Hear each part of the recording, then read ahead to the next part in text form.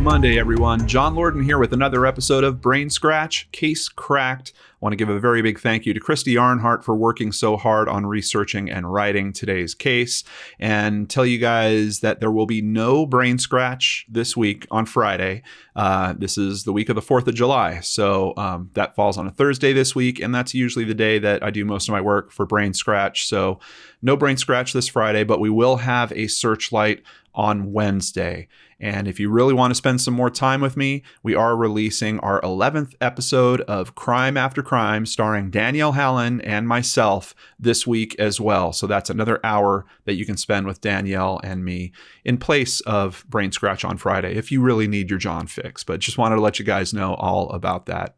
All right, let's get into today's case. This is one that I like to call The Man in the Woods. McClintock Park is located on the Peshtigo River in the town of Silver Cliff, Wisconsin. With 4 wooden bridges located over rapids, this bridge park is a beautiful place to take pictures, have a picnic, or enjoy more rustic activities like camping, fishing, and hiking.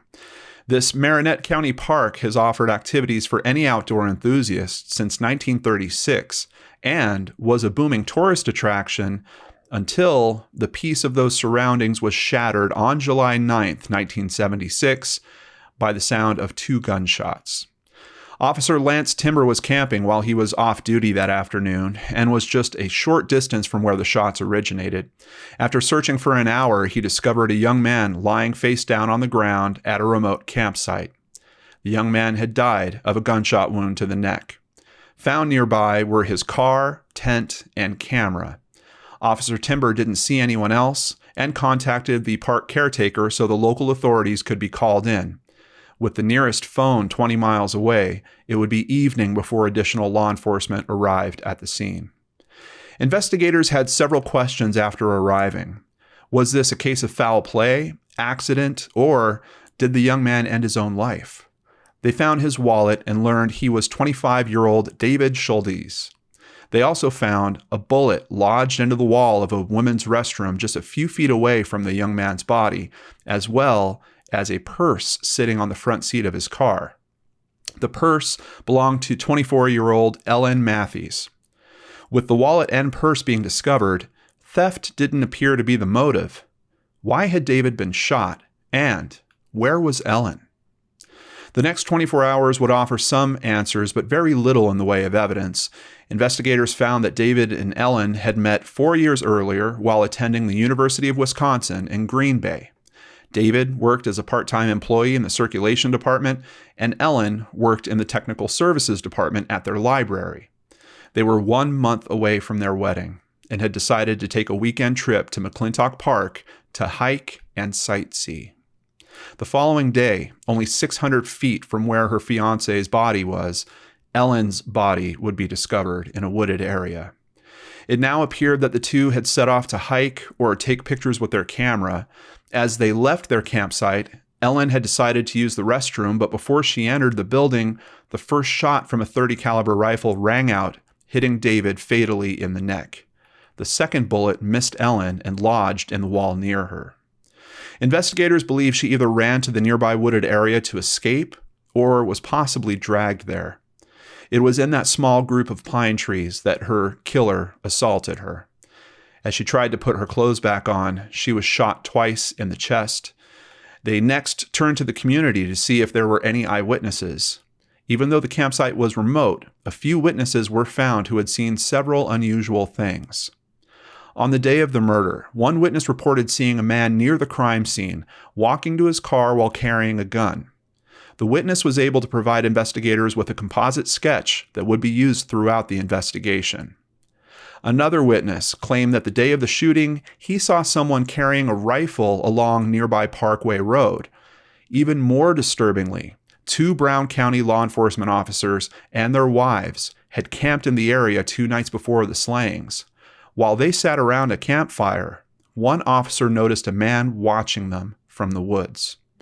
The officer retrieved his revolver from his camp trailer, but when he returned to the group, the man in the woods had disappeared.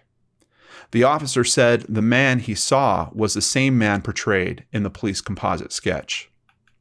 With few leads and little physical evidence, the investigation will go cold. Years would go by, and as new officers came and went, everyone tried to keep the memory of this couple alive. Many would try to solve this case, but nothing new would come to light until law enforcement was able to use DNA to help in investigations just like this. They had found a DNA profile on Ellen's shorts that didn't belong to David. 25 years later, in 2001, investigators tried to renew interest in the case by submitting the suspect's DNA profile to a national database in the hopes of finding a match among the criminal population already on file. Again, they were disappointed by a dead end, as no matches could be found. Amazingly, 43 years later, investigators would turn to Parabon Nanolabs and their DNA profiling techniques for help. By December of 2018, Parabon's genealogists were not only able to narrow down their suspect pool to a specific family in the Green Bay area, but they were also able to offer investigators a picture of sorts using a technique called snapshot phenotyping. With the sample the lab had acquired, they were able to make a prediction of the physical appearance of the person they were profiling. Their prediction bore an eerie resemblance to the sketch police had made back in 1976. Of the family identified, 4 brothers were still alive. Now detectives had to figure out how to collect their DNA samples without alerting the suspects. Meticulously, they watched and waited until they were able to collect one brother's sample from a trash can and a second brother's sample from a used coffee cup. Both of those brothers were ruled out. On March 6, 2019, 2 sheriff's deputies knocked on the door of the third brother, a man named Raymond Van Evenoven. Using the pretense of filling out a brief survey on area policing, the 2 officers asked him to place his survey in an envelope and then use his saliva to seal it. Detectives wouldn't need to ever track down the fourth brother. Within 8 days, Raymond was found to be an exact match to the DNA found on Ellen's clothing and was taken into custody. For decades, the 800 residents of Lakewood, Wisconsin had known Raymond as the helpful handyman who greeted everyone with a smile. He was a widower and father of 5 grown children, but had somehow managed to evade authorities while living in plain sight for 43 years. Even though neighbors and friends in the community knew little of Raymond's past, they were shocked to learn of his previous arrests. It seemed Raymond had a dark side. To start with, this wasn't the first time that he was in jail. In 1957, when he was 20, married, and going by the name Lawrence Van Evenoven, he was jailed for 6 months for an attack on a 17-year-old girl. She was walking with 3 friends when he struck her in the back, face, and shoulders. Shortly before that, he was also tried for an attack against a 16-year-old girl. Before sentencing, Van Evenoven claimed he was only trying to, quote, scare the girls. In 1960, he pled guilty to not providing financial support to his wife and their 1-year-old daughter, for which he was placed on probation for a year. And as investigators dug deeper into his life, they also heard stories from people in town. Fred Mason, who works at a dump where Raymond would frequently rummage for engine parts, heard he could get angry when he drinks. Raymond's brother-in-law, twin to his late wife Rita, stated that he was a very loving father to his wife and kids. He's convinced of Raymond's innocence. The Van Evenovens were married until Rita's death in 2008, a few months after they celebrated their 50th wedding anniversary. After his wife died, Raymond spent his days fishing, hunting, and going on weeks-long camping trips. It's unclear where he worked before retiring. Some heard he was an iron worker, but others heard that he used to haul and deliver boats. It would take time for everyone to come to terms with the allegations against their next-door neighbor, the guy who would occasionally repair their lawnmower or snowblower. At Van Evenoven's first court appearance on March 22, 2019, bond was set at $1 million. "Not guilty, not guilty, not guilty," he yelled when the judge asked him if he understood the charges. On June 19th, there was a preliminary hearing, and the court found probable cause to try the case against him for 2 counts of first-degree murder. Family members of the couple welcomed news of an arrest, but lamented the time that it took to catch the killer. Quote, "It was a long time coming," said Cynthia Shizek, Matthew's 53-year-old niece who lives in Henderson, Nevada.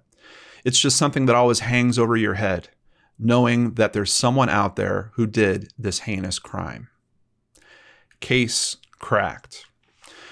So, interestingly, if you've listened to the channel, in particular, if you've listened to Three Men and a Mystery, you probably know I'm not the biggest fan of the snapshot product. And I think the images that we saw in today's episode will actually show you why. Admittedly, the phenotypes of what he looked like at the time, pretty similar to the police sketch, but there's also a part of me that's wondering if they might have been influenced by the police sketch. And I don't know if they really allow for that in their phenotyping process. But if you compare the aged sketch to what he actually looks like at this point, I just really struggle with the value in that. I don't think it's a very good match for me personally, but you cannot knock the importance of their genealogy work. And this is another case that just highlights how critical that is, how important it is. And if you haven't been following Three Men and a Mystery, there's been a big change in terms of the main tool that's used to do that. There's a website called GEDmatch that is used for doing the genealogy tracing through DNA information. And they have recently changed their policies. So law enforcement can't just go and actively use all their profiles like they used to be able to. So if you are a part of GEDmatch, if you do want to help law enforcement, please remember to go there and to enable your DNA profile to be used specifically for law enforcement purposes. It's been such a critical tool. It has cracked so many cases over the past year. A lot of us are scratching our heads wondering why GEDmatch went about the change in that way. I think it would have been much more simple to just kind of grandfather the system in like that and then say for new profiles going forward, we're going to make it part of the profile where you actually have to answer the question, do you want this used by law enforcement or not? But for some reason, they've kind of gone this retroactive approach and they've undone a significant system for solving cases that sat dormant for years, decades in this case.